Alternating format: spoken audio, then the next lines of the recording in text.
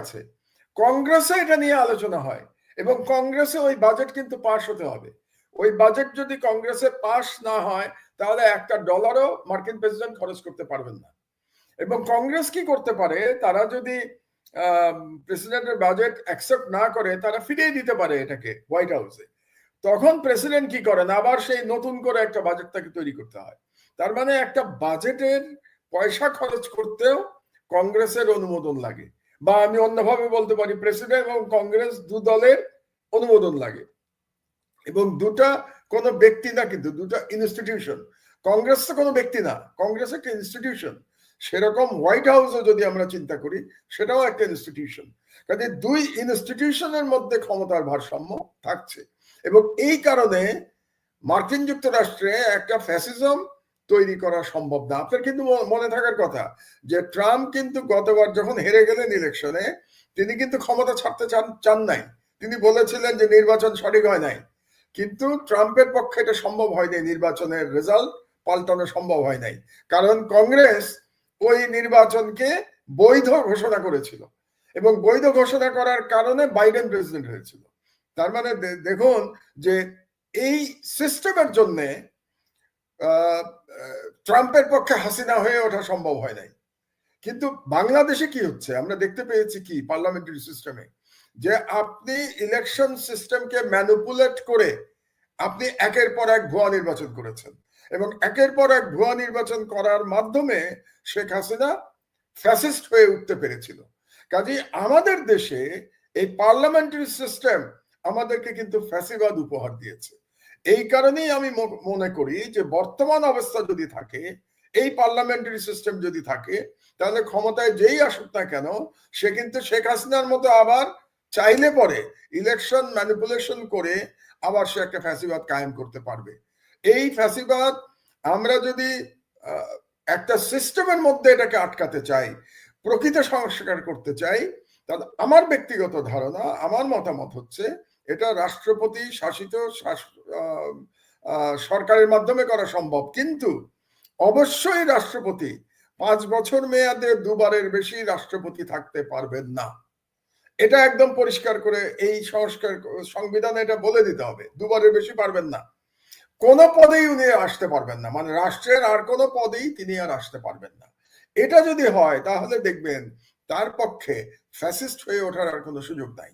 কারণ দুবারও যদি প্রেসিডেন্ট হতে হয় আপনাকে, তাহলে তো জনগণের ভোটে প্রেসিডেন্ট হতে হবে। আর জনগণের ভোটে যদি আপনি প্রেসিডেন্ট হনও, সেটাও কিন্তু দুবারের বেশি আপনি পারছেন না। শেখ হাসিনা এরকম ফ্যাসিস্ট হয়ে উঠতে পারলো কেন? কারণ শেখ হাসিনা ধারণা করেছিল যে ক্ষমতার থেকে তাকে আর কোনোদিন যেতে হবে না, কারণ সে পার্লামেন্টারি সিস্টেমটাকে ম্যানিপুলেট করতে পারবে। এবং ম্যানিপুলেট কিভাবে করবে? ভারতের সহায়তায় ম্যানিপুলেট করবে। এবং বাংলাদেশের পুলিশ বলেন, মিলিটারি বলেন, ব্যুরোক্রেসি বলেন, সবাই শেখ হাসিনাকে ম্যানিপুলেশনে সহায়তা করেছিল এবং সহায়তা করার কারণে শেখ হাসিনা ফ্যাসিস্ট হয়ে উঠতে পেরেছিলেন। কাজে আপনি যদি ফান্ডামেন্টাল সংস্কার না করেন, তাহলে এই যে আবার ফ্যাসিস্ট তৈরির যে সুযোগ, এটা আপনি বন্ধ করতে পারছেন না। এটাই ছিল মোটামুটি আমার বক্তব্য রাওয়াতে। তো আমি মনে করি এখন পর্যন্ত এটা নিয়ে কোনো বিতর্ক বাংলাদেশে আমি শুনি নাই। রাজনৈতিক দলগুলো চুপ করে আছে, সরকারও এটা নিয়ে কোনো কথা বলে নাই। কিন্তু আমি মনে করি যে বর্তমানে যে অবস্থায় সংস্কার নিয়ে আলোচনা চলছে, আপনি বলেন 8 মাস হয়ে গেছে এই সরকারের, 9 মাস চলছে, এখন পর্যন্ত কোনো সংস্কার হয়েছে? আসলে তো সংস্কার হয় নাই, এখন পর্যন্ত আমরা আলোচনায় শুনে যাচ্ছি।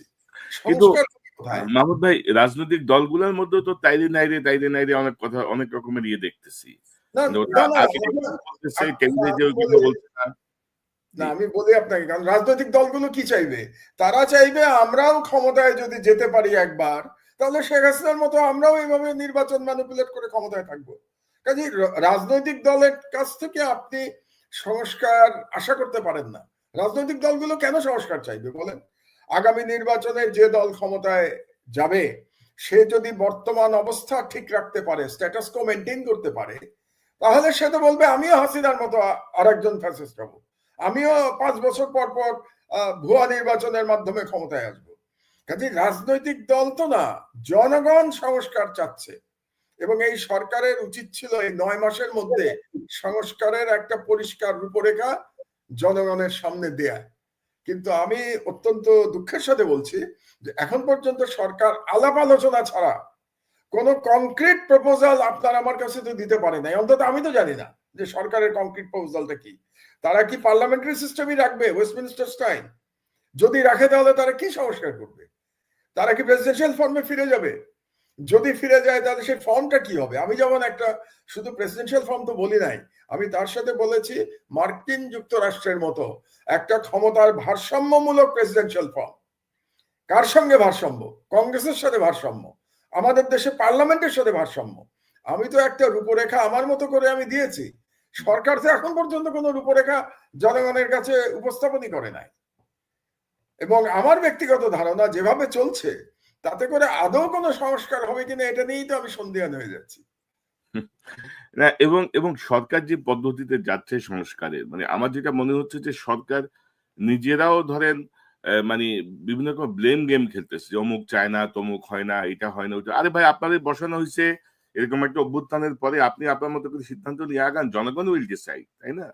এই জায়গা, যে জায়গাটা আমার মনে হয় যে তারাও একটু অন্যরকম গেম খেলছে কিনা আমারও মনে একটু সন্দেহ না, হয়। এটা কেন হচ্ছে এটা বোঝেন কনক, এই সরকারে যারা এসছে কিংবা এই সংস্কারের জন্য যারা দায়িত্ব পেয়েছে, আপনি বিভিন্ন কমিশনের কথাই বলেন, এই দায়িত্বপ্রাপ্তদের মধ্যে কয়জন শেখ হাসিনার ফ্যাসিবাদের বিরুদ্ধে লড়াই করেছে আমাকে বলেন তো?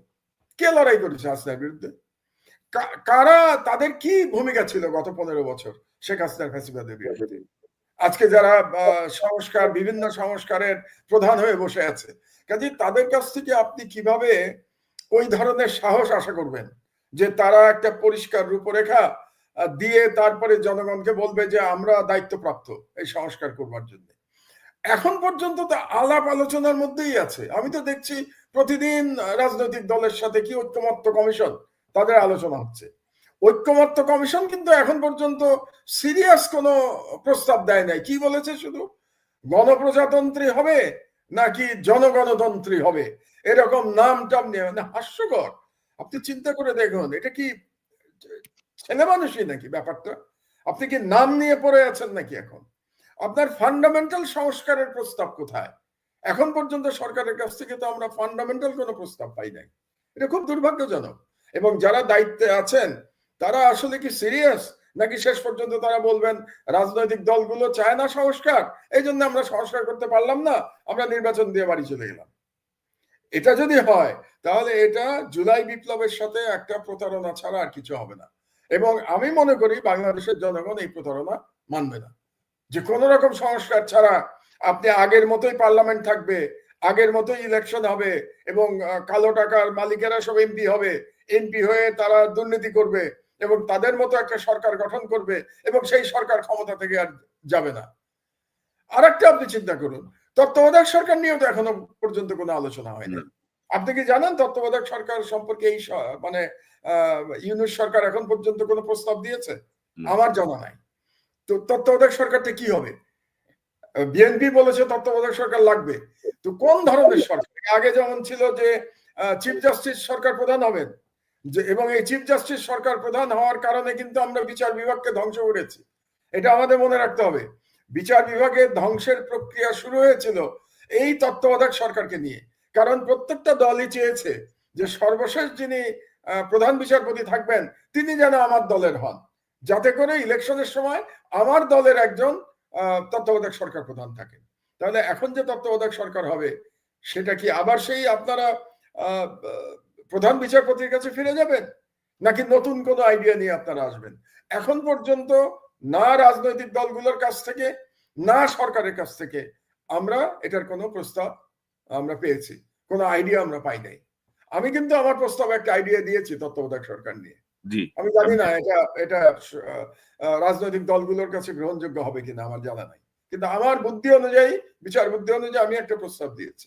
না, আপনি তো বলেছেন যে মানে সরকার মেয়াদ শেষে সরকারি দল এবং বিরোধী দল উভয় থেকে 5 জন করে সদস্য মনোনীত করে তাদের ভোটে মানে আমি একটু পরিষ্কার করে বলি। আমি বলেছি সরকারি দল থেকে 5 জন, বিরোধী দল থেকে 5 জন, 10 জন এবং প্রধান বিচারপতি 1 জন, 11 জন। কারণ আপনাকে বেজোড় সংখ্যা লাগবে, একজন প্রধান উপদেষ্টা হতে হবে। এই 11 জন নিজেদের মধ্যে তারা ভোটাভুটি করে তাদের 1 নম্বর ঠিক করবেন।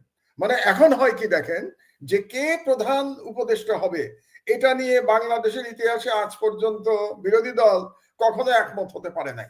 আপনি কি মনে করেন ভবিষ্যতে তারা একমত হতে পারবে কোনো ব্যক্তির ব্যাপারে? এক দল যদি মিস্টার এক্স এর কথা বলে আর এক দল বলবে মিস্টার ওয়াই এর কথা, তো আপনার সলিউশন কোথায়? এই জন্য আমার বিচার বুদ্ধি মতো আমি একটা সলিউশন দিয়েছি যে সরকারি দল 5 জনের কথা বলবে তত্ত্বাবধায়ক সরকারে, বিরোধী দল 5 জন বলবে, আর চিফ জাস্টিস একজনের কথা বলবেন। কিন্তু সেই একজন অবশ্যই সার্ভিং বিচারপতি হতে পারবে না। তিনি রিটায়ার্ড বিচারপতি হতে পারবেন কিন্তু সার্ভিং হতে পারবেন না। তাহলে মোট তত্ত্বাবধায়ক সরকারের সংখ্যা হলো 11 জন। এই 11 জন নিজেদের মধ্যে ভোটাভুটি করে তাদের প্রধান উপদেষ্টা নির্বাচন করবেন। এটা আমার আইডিয়া, আপনার পছন্দ নাও হতে পারে। এখন আমি অপেক্ষা করে থাকবো যে ভালো কোনো আইডিয়া কেউ নিয়ে আসে কিনা। এখন পর্যন্ত কিন্তু আমরা তত্ত্বাবধায়ক সরকারের রূপরেখা কি হবে এটা সম্পর্কে আমরা কিছুই জানি না। তো আমি জানি না আরো কতদিন অপেক্ষা করতে হবে। এবং এবং মাহমুদ ভাই ধরেন সরকারি প্রসঙ্গ যেহেতু আসলো, ধরেন আপনি যদি দেখেন যে পুরো উপদেষ্টা পরিষদ কিন্তু ডক্টর ইউনূসের আলোয় আলোকিত হচ্ছেন। মানে তাদের নিজস্ব কোনো 2-1টা জায়গা, অর্থ মন্ত্রণালয় বা জ্বালানি মন্ত্রণালয়, 2-1টা মন্ত্রণালয় ছাড়া সমালোচনার মাত্রাই বেশি এবং বিতর্কিত লোকেরা কিন্তু নিয়োগ পাচ্ছে।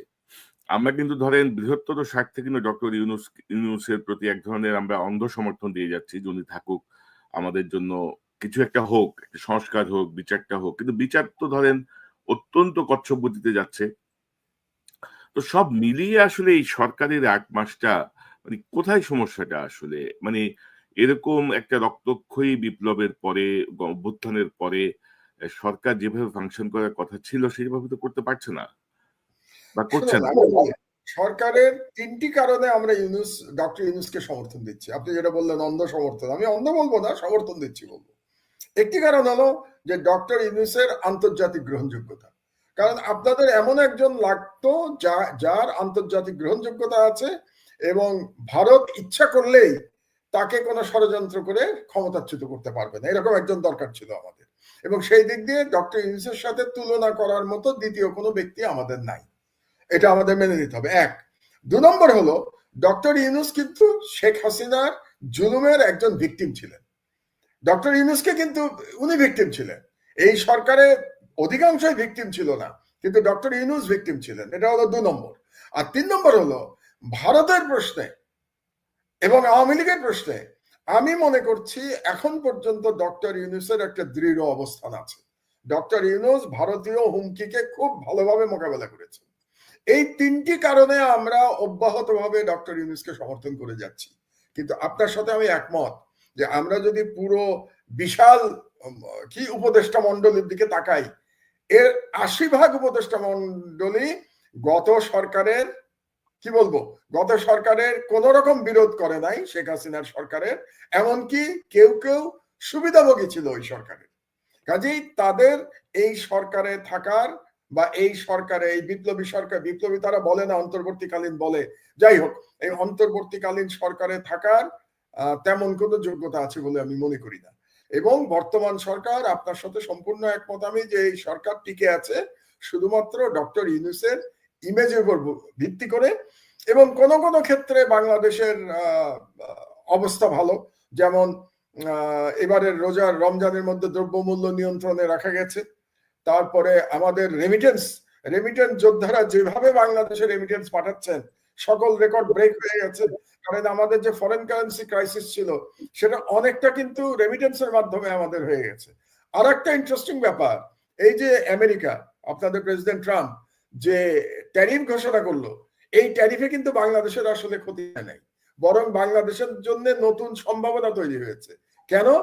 বাংলাদেশের মেইন কম্পিটিটর ছিল গার্মেন্টস সেক্টরে চীন এবং ভিয়েতনাম। চীন এবং ভিয়েতনামের ট্যারিফ বাংলাদেশের থেকে অনেক বেশি বাড়ানো হয়েছে, আপনি জানেন, তাদের বৃদ্ধির পরিমাণ অনেক বেশি। চীনের ট্যারিফ তো 100%-এর উপরে। তো সেই দিক দিয়ে আমি মনে করি এই ট্যারিফ সিস্টেমের মধ্যে বাংলাদেশের গার্মেন্টস এর বরং এক্সপোর্টের নতুন সুযোগ তৈরি হয়েছে। তো এই সমস্ত কারণে বর্তমান সরকার অর্থনৈতিকভাবে মোটামুটি স্বাচ্ছন্দ্যে আছে, শেখ হাসিনা এত লুটপাট করা সত্ত্বেও। তো সেই দিক দিয়ে ডক্টর ইউনূস ভাগ্যবান। এবং সরকার চালাচ্ছেন, কিন্তু মেইন যে দায়িত্ব তার ছিল, একটা দায়িত্ব ছিল তার সংস্কারটা শেষ করা, এবং দ্বিতীয় দায়িত্ব ছিল শেখ হাসিনা এবং তার যে লুটেরা এবং তার যে খুনি বাহিনী ছিল তাদের বিচার সম্পন্ন করা। এখন সেইটা কতটা করতে পারবেন এটা নিয়ে তো কিছুটা সন্দেহের অবকাশ তো আছেই, যে তারা আদৌ কি পারবেন, নাকি তারা আবার নির্বাচিত সরকারের উপরে এটা দায়িত্ব দিয়ে তারা চলে যাবেন। না আমি ধরেন সব সব মানে ঘটনাগুলো ঠিক পছন্দ হচ্ছে না অনেক কিছুই। তারপরে আপনি যদি দেখেন যে বিপ্লবের পরে এই উপদেষ্টা আসিফ মাহমুদও একটা বই লিখে ফেলছে, আসিফ নজরুলও একটা বই লিখে ফেলছে। মানে কিভাবে সম্ভব? মানে এত গুরু দায়িত্ব ৮-১০ টা মন্ত্রণালয় নিয়ে এরা আবার বই-টই লিখে মানে ব্যক্তিগত ক্যারিশমা জাহির করার জন্য সব প্রস্তুত আরকি। মানে যে দায়িত্ব দেয়া হয়েছে সেই জায়গাটা থেকে এটা আমার মনে হয় মাহমুদ ভাই যে ভারত পাকিস্তানের একটা খুবই নাজুক পরিস্থিতি।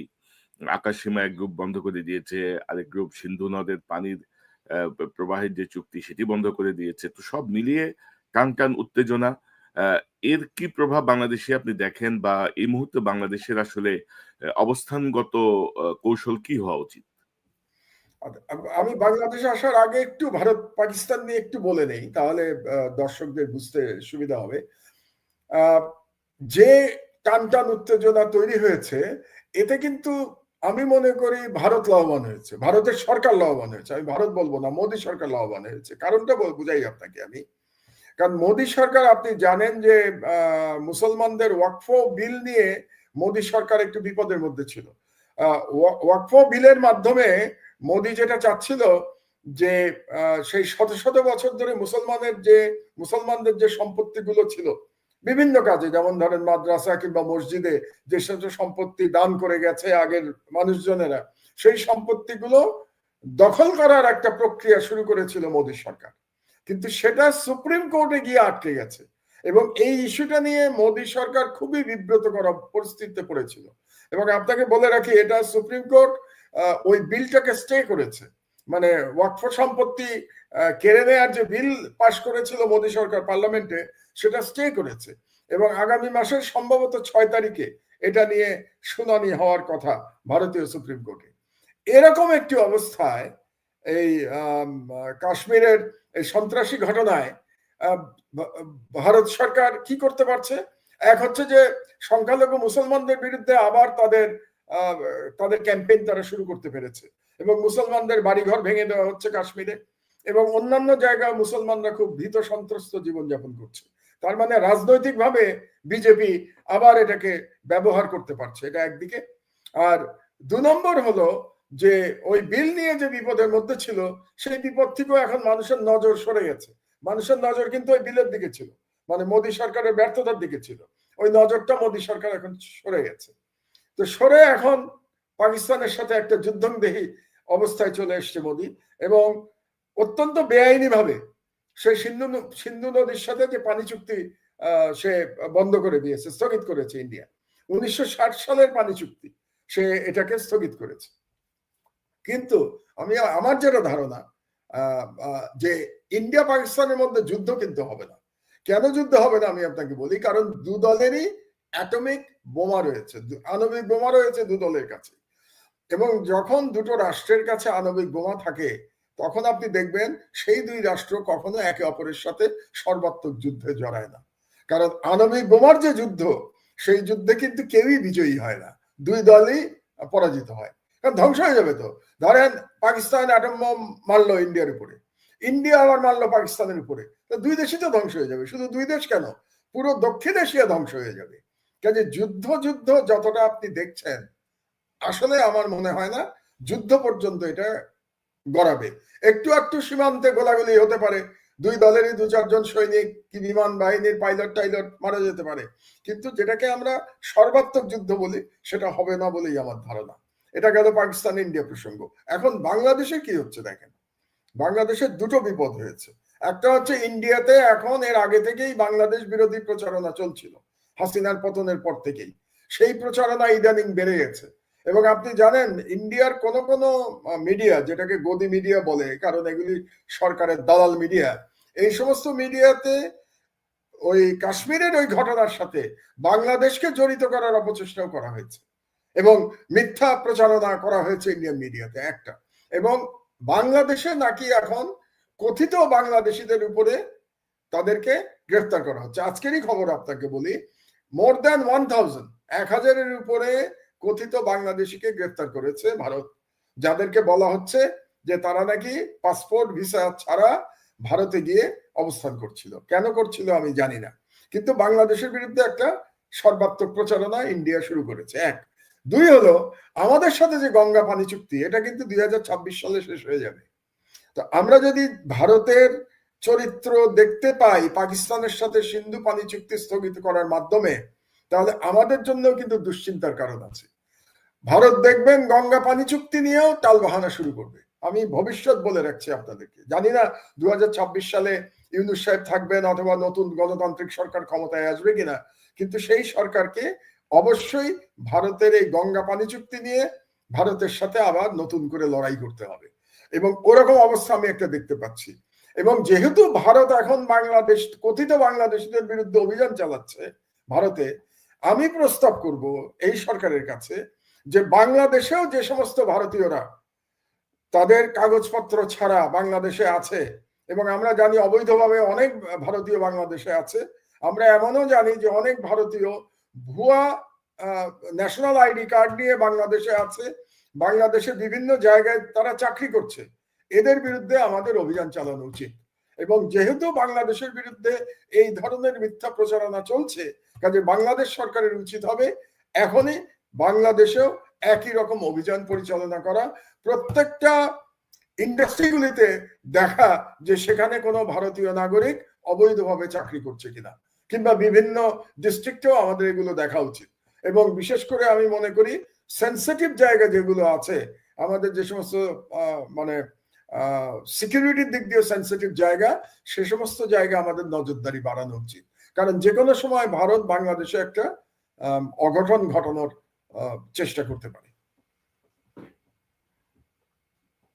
তবে মাহমুদ ভাই ধরেন বাংলাদেশে আমরা যেটা দেখছি যে মানে আমরা কার্যকরভাবে কিন্তু ইন্ডিয়ান এই গদি মিডিয়ার যে প্রচারণা, সেই প্রচারণার কোনো কাউন্টার আমাদের মিডিয়া কিন্তু করছে না। আমাদের মিডিয়া কিন্তু ধরেন আমরা করছি, আমার দেশ কিন্তু রেগুলারলি করে না, আমার দেশ ছাড়া অন্য কোনো পত্রিকায় কিন্তু এর কোনো কাউন্টার নেই। আমাদের টেলিভিশন গুলো বা আমাদের ধরেন সরকার নিয়ন্ত্রিত টেলিভিশন থেকে শুরু করে বেসরকারি টেলিভিশন, কারোরই কোনো কিন্তু প্রতিক্রিয়া আমরা দেখছি না। তো সেই এটা আমাদের জন্য একটা, আমি বলবো একটা, কেন হচ্ছে না আমি বুঝতে পারছি না আর কি। আসলে এখনো আসলে মিডিয়াগুলো তো আসলে স্বাধীন না। মিডিয়াগুলোর মধ্যে এখনো হাসিনার লোকজন তো পূর্ণ বিক্রমে বসা, এবং তারা মনে হয় যেন এই বিষয়গুলো কাউন্টার করতে দিচ্ছে না, যেটা কাউন্টার হওয়া উচিত। পাশাপাশি ধরেন আরো কিছু বিতর্কিত বিষয় ঘটছে, যেটা নিয়ে ধরেন আপনার পত্রিকাতেও নিউজ হয়েছিল। সন্তোষ শর্মা কালবেলা সম্পাদক, তাকে নিয়ে এক ধরনের মাতামাতি চলছে। আমি বুঝলাম না যে কেন সবাই তাকে নিয়ে, তাকেই আপনার এত হাইলাইটেড করতে হবে, যার বিরুদ্ধে সুনির্দিষ্ট অভিযোগ আছে। আপনার পত্রিকাতেই ছাপা হয়েছে। আমরা লিড নিউজ করেছি, আমরা লিড নিউজ করেছি। রিমান্ডে রিমান্ডে যিনি নির্যাতন করতেন ইসলামিক নেতাদের, রাজনৈতিক দলগুলোর নেতাদের উপরে, তাকে নিয়ে সে, তার বিরুদ্ধে মামলাও হয়েছে। সেই প্রসিডিংসে না, যে তাকে নিয়ে এক ধরনের লুফে নেওয়ার একটা চেষ্টা দেখছি আমরা। মানে এগুলা খুবই দুর্ভাগ্যজনক আমাদের জন্য। পাশাপাশি আপনার বিরুদ্ধে একটা মামলা হয়েছে, মানে স্বাধীন স্বাধীন বাংলাদেশে আপনার বিরুদ্ধে একটি প্রথম মামলা হয়েছে। স্বাধীন বাংলাদেশের প্রথম মামলা আর কি। প্রথম মামলা। স্বাধীন বাংলাদেশে আমি কিন্তু জেল খেটেছি, 5 দিন জেলে ছিলাম। সিদ্ধ ধরেন মামুদ ভাই, একটা অদ্ভুত ব্যাপার দেখছি যে ধরেন মেঘনা গ্রুপ একটা করাপ্টেড গ্রুপ, এবং 71 টেলিভিশন তারা চালিয়েছে টানা ধরেন 10-12 বছর। 71 টেলিভিশন দিয়ে তারা এই ফ্যাসিজমকে শক্তিশালী করেছে, বিরোধী দলকে দমন, ভারতের দালালি করেছে, সরাসরি ভারতের দালালি করেছে। এবং 5ই আগস্টের পরে আসলে বিএনপির কিছু নেতার বদন্যতায় বা বিনিময়ে, অনেক কিছুর বিনিময়ে 71 টিভি চালু ছিল। তো সেই 71 টিভির যে মেঘনা গ্রুপের যে মালিকানা, সেই মালিকানা নিয়ে আপনি রিপোর্ট করেছেন আপনার পত্রিকায়, সেটি নিয়ে মামলা হয়েছে। এবং আনফরচুনেটলি আমি দেখলাম যে আপনি যেটি বলছিলেন যে স্বাধীন বাংলাদেশে যে আপনি জেল খেটেছেন, তখন কিন্তু আমরা কোনো সহযোগিতা দেখি নাই, উদার কোনো দৃষ্টিভঙ্গি দেখি নাই। আপনার মামলা কোর্ট একসেপ্ট করে নিয়েছে, সেখানে কিছু দেখি নাই। পাশাপাশি কিন্তু আমি যদি দেখি যে বিতর্কিত সাংবাদিক ধরেন মুন্নি সাহা, বা আরো অনেককেই কিন্তু পুলিশ অ্যারেস্ট করে আনে, সেখান থেকে আবার ছেড়ে দেওয়া হয়। তো এই যে অবস্থাটা আপনি কিভাবে দেখেন আর কি? এবং প্রথম আলো বা ডেইলি স্টার নিয়ে আমরা যখন কথা বলেছি, আমি, ইলিয়াস, পিনাকিদা, আমরা যখন কথা বলেছি, তখন বিএনপি মহাসচিবের গণমাধ্যমের উপর হস্তক্ষেপ, স্বাধীনতার হস্তক্ষেপে একেবারে যান পরাণ বের হয়ে গেছে। তো এখন আমি মানে বিএনপি বা রাজনৈতিক দল বা সুশীল সমাজে কোনো প্রতিক্রিয়া কি আমার দেশ পেয়েছে? বা আপনি এই বিষয়টাকে কিভাবে দেখেন? আপনার আপনার মতো করে একটু জানি যদি। প্রথমে আমি একটু ভারতের বিরুদ্ধে যে আমাদের বুদ্ধিবৃত্তিক লড়াই, আপনি যেটা দুঃখ করছিলেন যে বাংলাদেশের অধিকাংশ টেলিভিশন এবং প্রিন্ট মিডিয়া এটা করছে না। তো আমি কিন্তু আহ, এতে এতে হতাশ নই। কেন হতাশ নই জানেন? এই ভারতের বিরুদ্ধে যে লড়াই বা ফ্যাসিবাদের বিরুদ্ধে যে লড়াই, এই গত 15 বছর ধরে, বিশেষত গত 5 বছর ধরে তো আমি বলবোই, আপনারা তো কয়েকজন চালিয়ে গেছেন সোশ্যাল মিডিয়াতে। আপনি করেছেন, পিনাকি করেছে, ইলিয়াস করেছে, এরকম ডক্টর তাজ হাসমি করেছেন, এবং আরো এরকম কয়েকজন তো আপনারা চালিয়ে গেছেন সোশ্যাল মিডিয়াতে। তখন তো বাংলাদেশের মিডিয়া তো একেবারেই গদি মিডিয়ার মতো ভারতের সব হাসিনার মিডিয়া ছিল এবং ভারতীয় মিডিয়া ছিল। কিন্তু শেষ পর্যন্ত আপনারাই সফল হয়েছেন এবং আপনারা কিন্তু আজ পর্যন্ত লড়াই চালিয়ে যাচ্ছেন। আমার ভরসার জায়গাটা সেখানেই। কোনো যতক্ষণ পর্যন্ত আপনাদের মতো মানুষেরা সোশ্যাল মিডিয়াতে এভাবে সাহসের সাথে লড়াই চালিয়ে যেতে পারবেন ভারতীয় হেজেমনি আর এই হাসিনার ফ্যাসিবাদের বিরুদ্ধে, ততক্ষণ পর্যন্ত আমি আশাহত হব না। এটা হলো আমার 1 নম্বর কথা। এবং আপনাদেরকে আমি ধন্যবাদ জানাই যে আপনারা এত চাপের মধ্যে থেকেও এবং কোন রাজনৈতিক দল আপনাদের পাশে এসে দাঁড়ায় নেই, এটা সত্ত্বেও আপনারা আপনাদের লড়াই, আদর্শ আপনারা অক্ষুণ্ণ রাখতে পেরেছেন।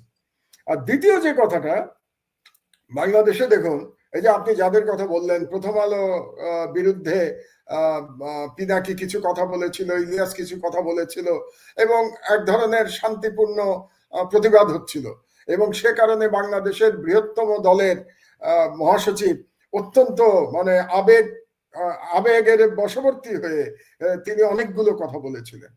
কিন্তু আমার দেশের বিরুদ্ধে মামলা হয়েছে, এ ব্যাপারে কিন্তু কারো মুখে এখন পর্যন্ত কোনো কথা আপনি নিশ্চয়ই শোনেন নাই, আমিও শুনি নাই। তবে জনগণ কিন্তু দাঁড়াচ্ছে, সারা দেশের জনগণ এটার প্রতিবাদে মাঠে নেমেছে। আর এই মামলাটা নিয়ে আমি মামলার মেরিট নিয়ে কিছু বলতে চাই না, কারণ এটা সাব জুডিস। শুধু আপনাকে একটা কথা বলে রাখি, আমরা যে নিউজটা ছাপিয়েছি মেঘনা গ্রুপের বিষয়ে, সেটা কিন্তু সরকারি নথি থেকে। আমরা কোনো কমেন্ট করি নাই, মানে কোনো সাংবাদিকের কোনো কমেন্ট সেই নিউজের মধ্যে নাই। প্রত্যেকটা ইনফরমেশন সরকারি নথি থেকে আমরা কোট করেছি, যেটা সাংবাদিকের দায়িত্ব। যে সরকার মেঘনা গ্রুপের বিরুদ্ধে তদন্ত চালাচ্ছে, তো আপনি একজন সাংবাদিক হিসেবে কনক, আপনি খুব পুরনো সাংবাদিক, বাংলাদেশের কোন গ্রুপের বিরুদ্ধে সরকার যদি তদন্ত চালায়, তো আপনি সেটা প্রকাশ করবেন না আপনার মিডিয়ায়? তো এটা তো আপনার কর্তব্য প্রকাশ করা।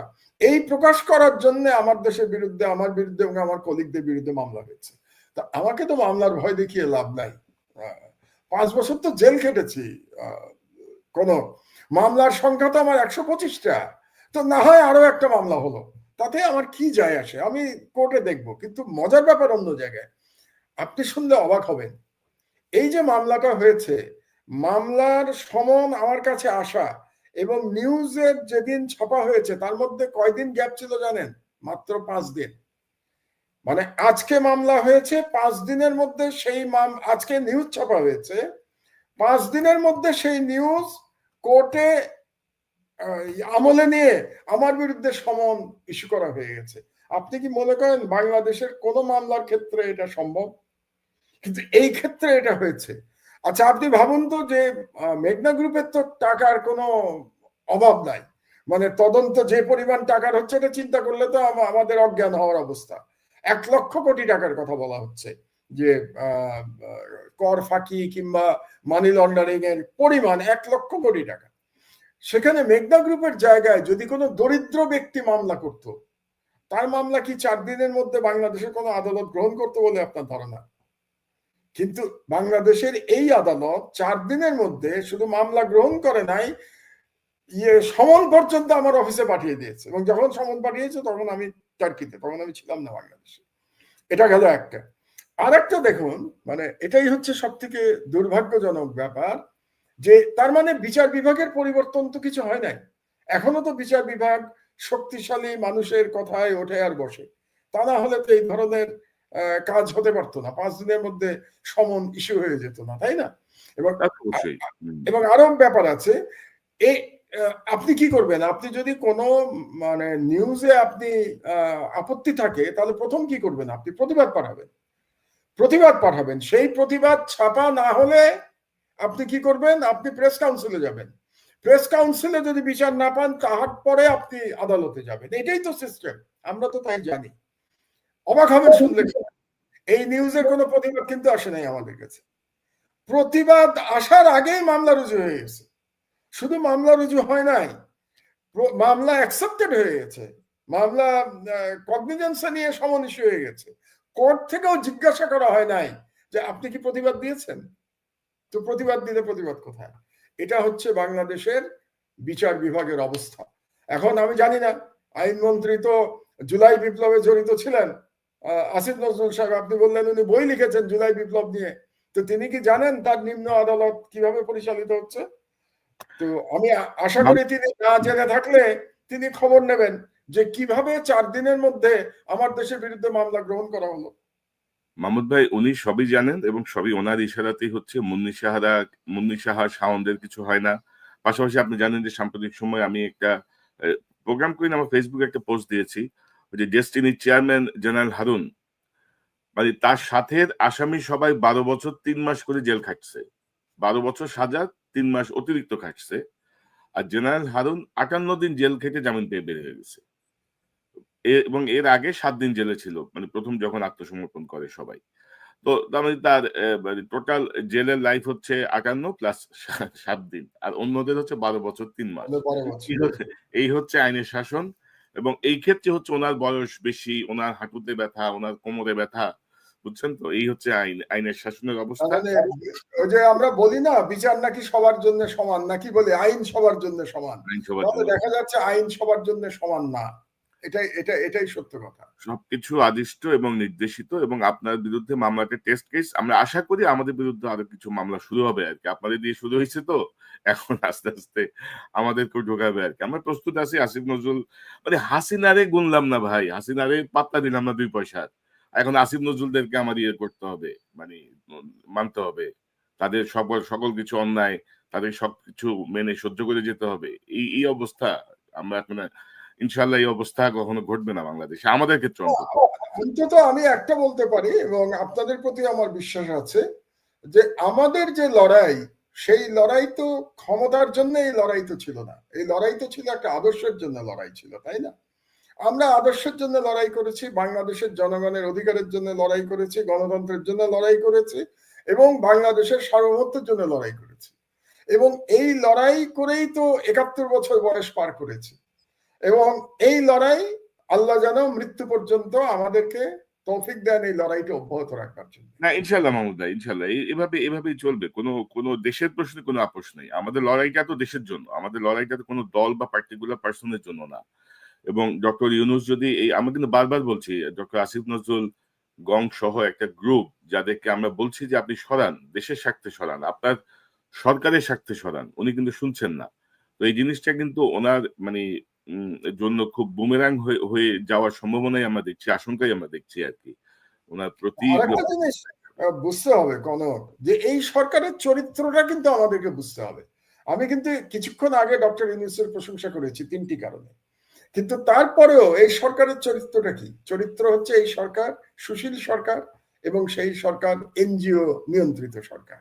এটা যেন আমরা ভুলে না যাই, সরকারের চরিত্রটা যেন ভুলে না যাই। এবং এই সরকারের আমি একটা আর্টিকেল লিখছি, আগামী বুধবারে পড়বেন আর কি, আর্টিকেলটা শেষ করেছি আমি সবে, এবং সেখানে আমি হিসাব করে দেখলাম এই সরকারে বিভিন্ন ক্ষমতায় মন্ত্রী এবং প্রতিমন্ত্রীর পদমর্যাদায় প্রায় ৪৮ জন লোক আছে, প্রায় ৪৮ জন। চিন্তা করে দেখেন, একটা অন্তর্বর্তীকালীন সরকারে প্রায় অর্ধশত ব্যক্তি মন্ত্রী এবং প্রতিমন্ত্রী পদমর্যাদায় আছেন, এবং তার মধ্যে আমি খুঁজে পেলাম মাত্র ৪ থেকে ৫ জন এই ৪৮ জন বা ৫০ জনের মধ্যে যারা শেখ হাসিনার সরকারের বিরুদ্ধে লড়াই করেছিল, যারা ভিকটিম হয়েছিল কিংবা অন্তত আওয়াজ তুলেছিল।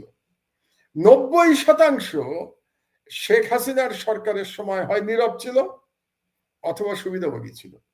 তো that is the character of this government. আমরা এটা যেন ভুলে না যাই। কিন্তু দুর্ভাগ্যবশত আপনি কি রাজনৈতিক যে সরকার আসবে ইলেকশনের পরে, আপনি কি মনে করেন তারা আসলেও এই সুশীলদের খপ্পর থেকে তারা বেরোতে পারবে? আপনি তো একটু আগে আপনি যে প্রশ্নটা করলেন, আমি অন্যদিকে চলে গেছিলাম সন্তোষ শর্মা নিয়ে। এই সন্তোষ শর্মার মতো লোকদের নিয়ে তো এখনই টানাটানি শুরু হয়েছে, তাই না? আমরা বিএনপির অনুষ্ঠানেও তাকে দেখতে পাচ্ছি, আবার জামাতের অনুষ্ঠানেও তাকে দেখতে পাচ্ছি। তো এখনই যদি তাদের এই অবস্থা হয়, তো এরপরে যখন তারা ক্ষমতায় যাবে, তখন তো আমি খুব অবাক হব না সন্তোষ শর্মা যদি মন্ত্রী হয়ে যায়। আমি আপনাকে বললাম কোন, কারণ এটা যদি মনে করে ভবিষ্যতের গণতান্ত্রিক সরকার যে সন্তোষ শর্মাকে মন্ত্রী করলে ভারত খুশি হবে, তাহলে আপনি অবাক হবেন না যে সন্তোষ শর্মাকে মন্ত্রী বানিয়ে দেবে। কারণ ভারতকে খুশি রাখতে হবে। এখন ভারতকে খুশি রেখে যদি এই জুলাই বিপ্লবের পরেও বাংলাদেশের রাজনীতি চলে, এর থেকে দুর্ভাগ্যের তো আর কিছু হতে পারে না। এখানে আমি একটু ছাত্রদেরও সমালোচনা করে নেই। মুশকিল হচ্ছে আমরা সবাইকে শত্রু বানিয়ে ফেলছি, বুঝলেন? আপনারাও বানাচ্ছেন, আমিও বানাচ্ছি। ছাত্ররা পারলো না কেন? ছাত্ররা পারলো না এই কারণে যে তাদের নিয়ে এত বিতর্ক তৈরি হয়েছে এত কম সময়ের মধ্যে। এটা দুর্ভাগ্যজনক। আমি এটা আশা করি নাই তাদের কাছ থেকে। আমি কিন্তু এদেরকে, এরা তো বয়সে সব আমার সন্তান তুল্য, কিন্তু তারপরেও তারা যেহেতু লড়াই করেছে, তারা জীবন দিয়ে বাংলাদেশকে স্বাধীন করেছে আবার নতুন করে, এবং বিএনপির অনেক নেতা এটাকে দ্বিতীয় স্বাধীনতা না মানলেও আমি কিন্তু এটাকে দ্বিতীয় স্বাধীনতাই মনে করি। কারণ গত 15 বছর আমি তো অন্তত স্বাধীন ছিলাম না, আপনিও ছিলেন না। আপনি তো বাংলাদেশে যেতে পারতেন না, আপনার ফ্যামিলিকে নিয়ে আসতে হয়েছিল, তাদের তাদের জীবন হুমকির মধ্যে পড়েছিল। কাজে আপনার জন্য, আমার জন্য, আমাদের পরিবারের জন্য বাংলাদেশ স্বাধীন ছিল না, আমাদের জন্য এটা দ্বিতীয় স্বাধীনতা। এই জন্য আমরা আমরা আমাদের কৃতজ্ঞতার শেষ নাই এই ইয়াং জেনারেশনের প্রতি। এবং মাহমুদ ভাই বিএনপির গুটিকতক নেতার বাইরে 90% জনগণের জন্য এটা দ্বিতীয় স্বাধীনতা। সেই তো কিন্তু দুর্ভাগ্যের বিষয়টা হলো আমরা এই দ্বিতীয় স্বাধীনতা প্রাপ্তির জন্য এই ইয়াং ছেলেদের যতটা কৃতজ্ঞতা জানালাম, যতটা সম্মান জানালাম, তারা কি এই সম্মানের মর্যাদা রাখতে পারলো? এই প্রশ্নটা কিন্তু এখন আসতে শুরু করেছে। কিছু কিছু নিউজ আমরা যেগুলো পাচ্ছি এখন অত্যন্ত দুর্ভাগ্যজনক। এটা তো আমরা আশা করি নাই। এবং মাত্র 8 মাসের মধ্যে, তাহলে 8 মাসের মধ্যে চরিত্রে পচন ধরে গেল, কোন এত সহজে পচন ধরে গেল, এই দুঃখ রাখবো কোথায়? আমরা তো ধারণা করেছিলাম এই বিপ্লবের পরে আমাদের রাজনীতির গুণগত পরিবর্তন ঘটবে। অন্তত পুরনো রাজনীতিবিদ যারা আছে তাদের পরিবর্তন না ঘটলেও তরুণদের পরিবর্তন ঘটবে। এখন সেই পরিবর্তনও যদি আমরা দেখতে না পাই, তাহলে কোন বাংলাদেশের দিকে আমরা তাকিয়ে থাকবো? আসলে মাহমুদ ভাই, আমার কাছে যে খবর, সেই খবর হচ্ছে যে ধরেন এই তরুণদের এই নেতৃত্বকে আসলে প্রপারলি কোনো সিনিয়র রাজনীতিবিদও গাইড করে নাই, সুশীল যাও কেউ গাইড করে নাই, যারা রাজনীতি বোঝে বা দেশপ্রেমিক। তারা খপ্পরে যে পড়ছে আপনার বাংলাদেশের এবং বাইরের গোয়েন্দা সংস্থা, যেই গোয়েন্দা সংস্থার অধিকাংশই হচ্ছে হাসিনার পোষ্য। তো তারাই অ্যাকচুয়ালি তাদেরকে ডিরেইল করার জন্য একটা ভূমিকা রেখেছে। এটা আমি বিভিন্ন সূত্রে যা জেনেছি বললাম। আমরা মাহমুদ একটা গুরুত্বপূর্ণ প্রশ্ন আনতে চাই। আপনি বলছিলেন যে এই অন্তর্বর্তীকালীন সরকারে প্রায় ৪৮-৫০ জন বিভিন্ন সিনিয়র সচিব, মন্ত্রী, প্রতিমন্ত্রীর মর্যাদায় আছেন। আমরা যদি একটু কম্পারেটিভলি যদি দেখি যে 111 যে সরকার ছিল, সেখানে আপনার সরকারি ছিল 10 জন, সেনাবাহিনী সমর্থিত সরকার। এখন এটা সরাসরি সেনাবাহিনী সমর্থিত আপনি নাও যদি বলেন, এটা তো সেনাবাহিনী ম্যাজিস্ট্রেসি পাওয়ার নিয়ে রাস্তায় আছে। কিন্তু 111 এর সময় যদি চাঁদাবাজি, দখলবাজি বা আইন শৃঙ্খলা পরিস্থিতি অন্তত ৯-১০ মাস খুবই স্মুথ ছিল। সেই জায়গাটায় কম্পেয়ার করলে কিন্তু এখন একটা ভয়াবহ অবস্থা। আপনাদের যে সেমিনার রাওয়াতে ছিল, সেই রাওয়াত সেমিনারের থেকে আমি যদি আপনাকে একটু যদি দেখাই আপনাদের যে বক্তব্য, সেখানে ডক্টর আব্দুল্লাহ ইউসুফ বলেন, যিনি আরেকজন কিনোট স্পিকার ছিলেন সেনাবাহিনীর পক্ষ থেকে, তিনি বলছিলেন যে সশস্ত্র বাহিনী কি শুধুই বহিস্থ স্বাধীনতা এবং সার্বভৌমত্ব রক্ষার দায়িত্বে থাকবে, নাকি অভ্যন্তরীণ স্বাধীনতা এবং সার্বভৌমত্ব রক্ষায়ও তাদের অংশগ্রহণ থাকবে।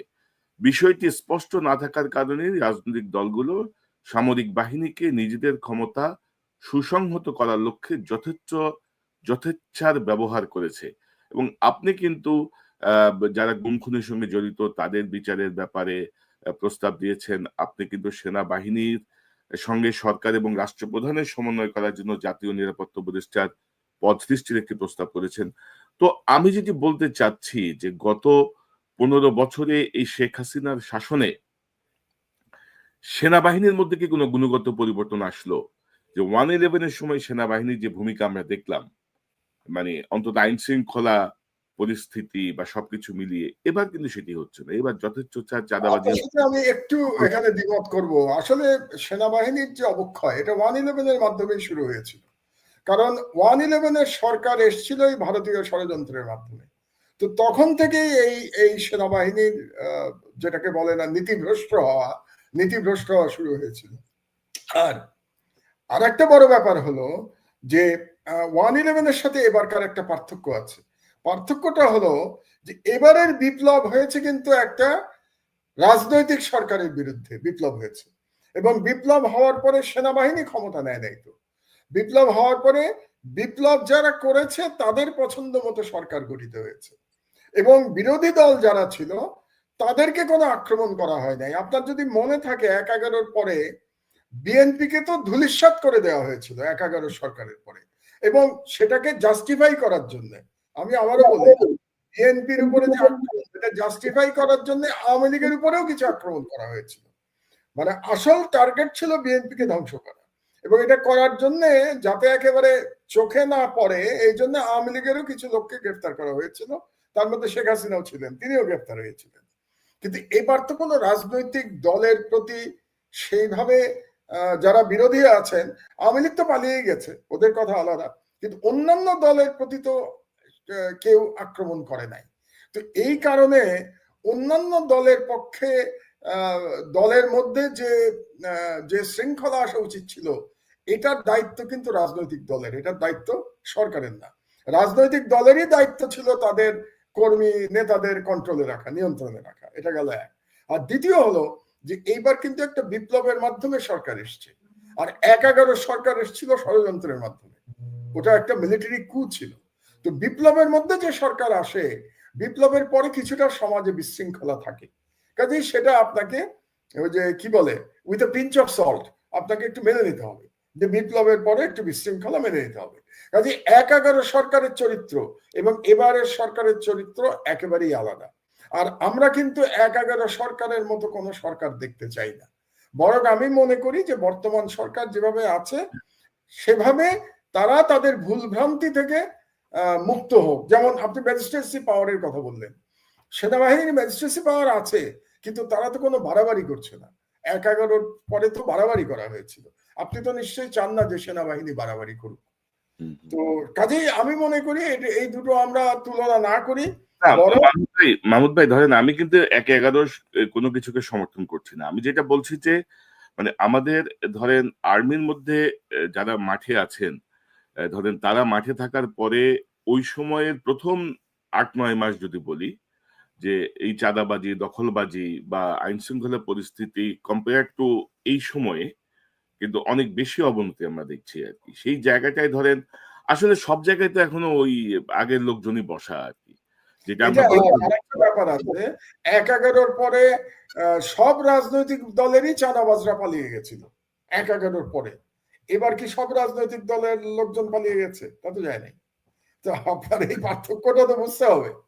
সুতরাং একটা গ্রুপের লোকজন চাঁদাবাজরা তো বহাল তবিয়তে আছে, তো সুতরাং আপনি একই রকম পাবেন না। আমরা এটাই আশা করি। তবে আমি আশা করব যে এই সরকার মানে আরেকটু শক্তভাবে রাষ্ট্র চালাবে। আপনার মনে আছে আমি ঢাকায় ফিরেই একটা কথা বলেছিলাম ইউনূস সাহেবকে উদ্দেশ্য করে, যে আইদার রুল অর কুইট, হয় আপনি শাসন করুন নাহলে আপনি চলে যান। আসলে একটা সরকারের হয় শাসন করতে হবে, নাহলে চলে যেতে হবে। তো এখন পর্যন্ত প্রফেসর ইউনূস প্রথম দিকের ভুলভ্রান্তি থেকে শিক্ষা গ্রহণ করে এখন কিন্তু তিনি বেটার চালাচ্ছেন আগের থেকে। হ্যাঁ, আমরা সমালোচনা করলাম সংস্কারগুলি তিনি করতে পারেন নাই, বা সংস্কারের কোনো আমি জানি না কোনো পরিষ্কার রূপরেখা ওনার মাথাতেও আছে কিনা, বা ওনার যারা উপদেষ্টা তাদের মাথার মধ্যে আছে কিনা, যে মানে কি সংস্কার চায়, ইউনূস সাহেব কি সংস্কার চান, কিংবা তার সরকার কি সংস্কার চায়, এটাও তো আমাদের জানতে হবে। ওনারা শুধু রাজনৈতিক দলগুলোকে জিজ্ঞেস করছেন যে তারা কি সংস্কার চায়, আপনারা কি সংস্কার চান এটা বলবেন না আমাদেরকে? তো সেটা তো আজ পর্যন্ত তিনি বলেন নাই। আমি যেটা আশা করব যে ধরেন ইউনূস সাহেব বলেছেন যে ডিসেম্বর থেকে জুনের মধ্যে নির্বাচন হবে, তা আমি ইউনূস সাহেবের কথায় আস্থা স্থাপন করতে চাই যে ডিসেম্বর থেকে জুনের মধ্যে নির্বাচন হবে, এবং নির্বাচনে যে সরকার আসবে সেই সরকার একটা ভালো শাসন উপহার দেবে বাংলাদেশকে, এটা আমি আশা করতে চাই। কিন্তু সেই সরকার আসার আগে দুটো কাজ করতে হবে, বিচার সম্পন্ন করতে হবে। অন্তত যারা গণহত্যার জন্য দায়ী, যারা বাংলাদেশের অর্থনীতি ধ্বংস করবার জন্য দায়ী, তাদের বিচার সম্পন্ন হতে হবে, এটা এক। আর দুই, অন্তত একটা সংস্কারের ব্যাপারে ঐক্যমত হতে হবে। কোন সংস্কার? যে সংস্কারের ফলে আমরা কনফার্ম করতে পারবো যে আবার হাসিনার মতো আর এক স্বৈরাচার বাংলাদেশে মাথা ছাড়া দিয়ে উঠবে না। এই দুটো বিষয়ে যদি ঠিক না করে নির্বাচন দেওয়ার সুযোগ প্রফেসর ইউনূসের নাই। কাজে আমি মনে করি যে এখন পর্যন্ত সরকার সংস্কারের ব্যাপারে এবং বিচারের ব্যাপারে যে স্পিডে কাজ করেছে, তাদের স্পিড অনেক গুণ বাড়াতে হবে। এখন এত স্লো কাজ করলে হবে না, বিচারও তাড়াতাড়ি করতে হবে, এবং সংস্কারের ভাই আলাপ আলোচনা যাই করেন না কেন তাড়াতাড়ি করে সংস্কার সম্পন্ন করেন। এবং মাহমুদ ভাই, আমার যা শেষ একটা প্রসঙ্গ, জাস্ট ১ মিনিটের মধ্যে শেষ করতে চাই। যে আপনারা বলছেন যে সেনাবাহিনীকে রাজনীতি মুক্তকরণ, বা ধরেন আমাদের গত ১৫ বছর স্পেশালি আমরা যদি বলি, বিচার বিভাগ বলেন, প্রশাসন বলেন, সেনাবাহিনী বলেন, যেভাবে আত্মীয়করণ বা দলীয়করণের মাধ্যমে প্রমোশন হয়েছে। যেমন ধরেন আমাদের পার্শ্ববর্তী ভারতকে নিয়ে আমরা অনেক কথা বলি, কিন্তু ভারতের সেনাবাহিনীর কিন্তু কে চিফ হবে এটা সে ৫ বছর আগেই জানে, যে মানে সে যদি এইভাবে চলে বা এই কোর্স গুলো কমপ্লিট করে, he will be the chief, বা তার এই জায়গাটায় যাইতে কোনো বাধা নাই। কিন্তু যেটা আমাদের এখানে সব পলিটিসাইজড হয়ে গেছে। তো সংস্কারের মধ্যে আপনি কি মনে করেন না যে আমাদের বিচার, প্রশাসন, সেনাবাহিনী এই সবগুলো জায়গায় যোগ্যতার মাপকাঠিতে পদোন্নতি এবং মানে পজিশনের ব্যাপারে একটি সুনির্দিষ্ট নীতিমালা, যেটি আপনি বলছিলেন নিরাপত্তা উপদেষ্টা বা এরকম একটা। আমার তো সুনির্দিষ্ট প্রস্তাব আছে। জি, আপনি পুরোটা যদি পড়ে থাকেন, আমার খুব বেশ বড় থিসিস তো, প্রায় ২০ পাতার বই। জি, সেখানে আমি পরিষ্কার ভাবে বলেছি যে কেবলমাত্র মেধার ভিত্তিতে প্রমোশন হতে হবে। এখানে পছন্দের প্রমোশনের কোনো সুযোগ থাকতে পারবে না। আমি সেনাবাহিনীর কথা বলছি। আর গত ১৫ বছরে সেনাবাহিনীতে যে রাজনীতিকরণ হয়েছে, এই ১৫ বছরের রাজনীতিকরণের জন্য কিন্তু আমি রাজনীতিবিদদের বেশি দায়ী করি। কারণ কারা করেছে এটা? শেখ হাসিনা করেছে।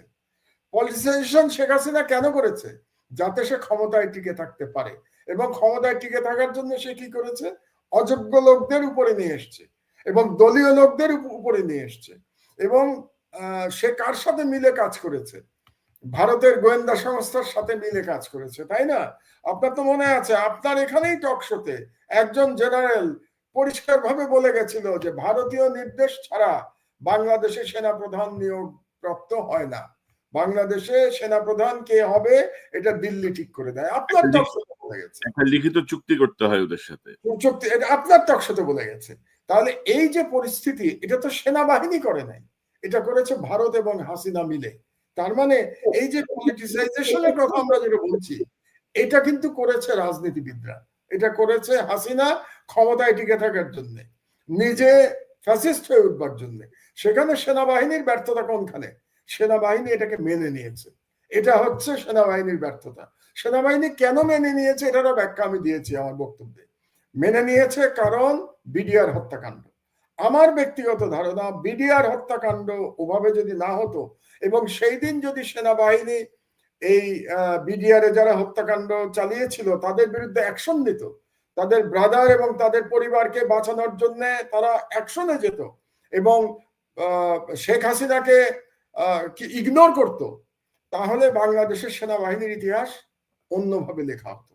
এবং যেহেতু ওই বিডিআর বিদ্রোহে ৫৭ জন দেশপ্রেমিক সেনা অফিসারকে হত্যা করতে পেরেছিল ষড়যন্ত্রকারীরা, সেটা দেশি হোক বিদেশি হোক, তাদের পরিবারকে ধ্বংস করেছিল, বিডিআরকে ধ্বংস করেছিল। এবং এর মাধ্যমে কি হয়েছে দেখেন, সেনাবাহিনীর মেরুদণ্ড ভেঙে দেওয়া হয়েছিল। এটা হলো আমার ব্যক্তিগত অ্যানালিসিস। এবং মেরুদণ্ড ভেঙে দেওয়ার ফলে কি হয়েছিল দেখেন, যারা এরপরে প্রতিবাদ জানিয়েছিল এই বিডিআর হত্যাকাণ্ডের বিরুদ্ধে, তাদের কি হয়েছে, তাদেরকে চাকরি থেকে বের করে দেওয়া হয়েছে। শুধু তাই না, তাদেরকে ভয় দেখানো হয়েছিল, এই ইন্ডিয়ান আর্মি কিন্তু অ্যাটাক করবে তোমরা যদি হাসিনাকে সাপোর্ট না করো। তাহলে আপনি একেবারে প্ল্যান্ড ওয়েতে, পরিকল্পিতভাবে বাংলাদেশ সেনাবাহিনীর মরাল ভেঙে দিয়েছিলেন। তো এটার জন্য শুধু সেনাবাহিনীকে তো আমি দায়ী করতে পারি না। সেনাবাহিনীকে দায়ী করব অতটুকুই যে তারা সাহস করে এটার প্রতিবাদ করে নাই। তারা যদি অ্যাজ অ্যান ইনস্টিটিউশন এটার প্রতিবাদ করত, তাহলে শেখ হাসিনা এইভাবে 15 বছর তার ফ্যাসিস্ট শাসন ব্যবস্থা চালাতে পারত না। তো কাজেই আমি ওখানেই এই প্রস্তাবটাই করেছি। এবং এই কারণেই আমি বলেছি, যদি আপনার সেনাবাহিনীর রাজনীতিকরণ ঠেকাতে হয়, তাহলে বাংলাদেশের সরকার ব্যবস্থার পরিবর্তন করতে হবে। সরকার ব্যবস্থার পরিবর্তন মানে আমি বলেছি প্রেসিডেন্সিয়াল ফর্মে আসতে হবে। এবং প্রেসিডেন্সিয়াল ফর্মে এসে প্রেসিডেন্ট যখন সরাসরি সেনাবাহিনীকে নিয়ন্ত্রণ করতে পারবেন, এবং কোন প্রেসিডেন্ট, যিনি জনগণের ভোটে নির্বাচিত হবেন, সেরকম একটি প্রেসিডেন্ট যখন সেনাবাহিনীর গার্ডিয়ানের ভূমিকা পালন করতে পারবেন, আমার মনে হয় তখন আমরা একটা সাহসী এবং দেশপ্রেমিক সেনাবাহিনী তৈরি করতে সক্ষম হব।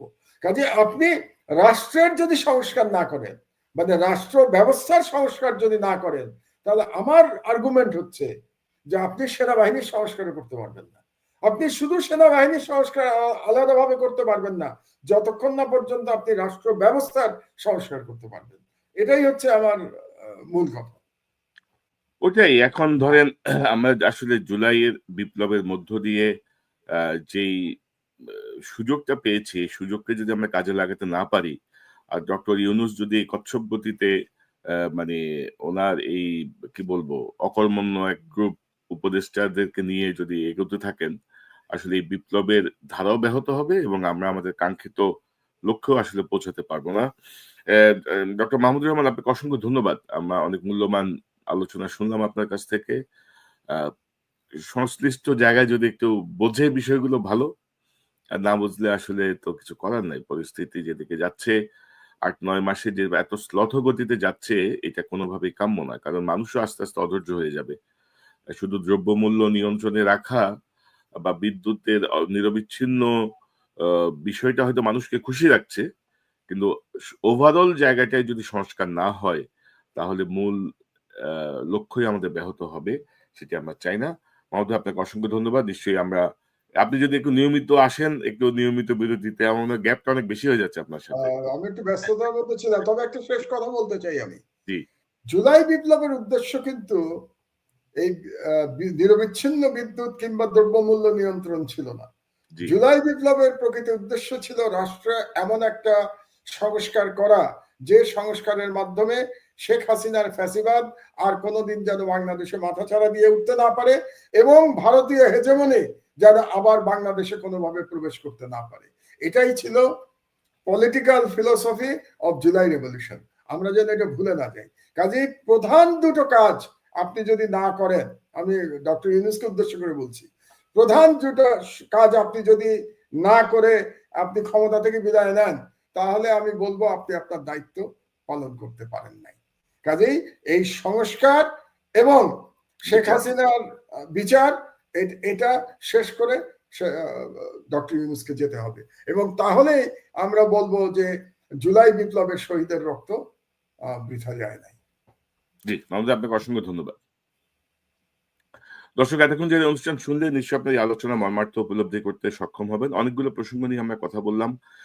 আমাদের মূল লক্ষ্য দেশ। কোনো দল, ব্যক্তি, কারোর প্রতি অনুরাগ বা বিরাগের বশবর্তী হয়ে আমরা কোনো কাজ করছি না, আমরা কিছু বলছি না। আমরা যা বলছি আমাদের দেশের মঙ্গলের জন্য।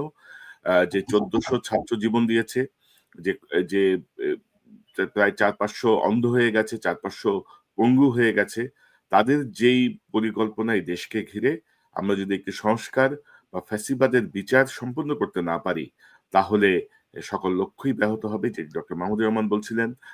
এবং আমার মনে হয় যে এই গুরু দায়িত্ব নিয়ে ডক্টর ইউনূসের আরো দ্রুত গতিতে কাজ করা উচিত। যেসব উপদেষ্টা কাজ করতে পারছেন না, যাদেরকে নিয়ে ইতিমধ্যে বিতর্ক তৈরি হয়েছে তাদেরকে ঘাট ধরে বের করে দেওয়া উচিত এবং বাংলাদেশকে একটি নতুন বাংলাদেশে পরিণত করার জন্য, দ্বিতীয় স্বাধীনতাকে অর্থবহ করার জন্য কার্যকর ভাবে এগিয়ে যাওয়া উচিত। না হলে আমাদের সামনে আরো কঠিন ভবিষ্যৎ অপেক্ষা করছে। দর্শক, এই চ্যানেলটি সাবস্ক্রাইব করে আমাদের পাশে থাকুন। এই চ্যানেলের মেম্বারশিপ নিয়ে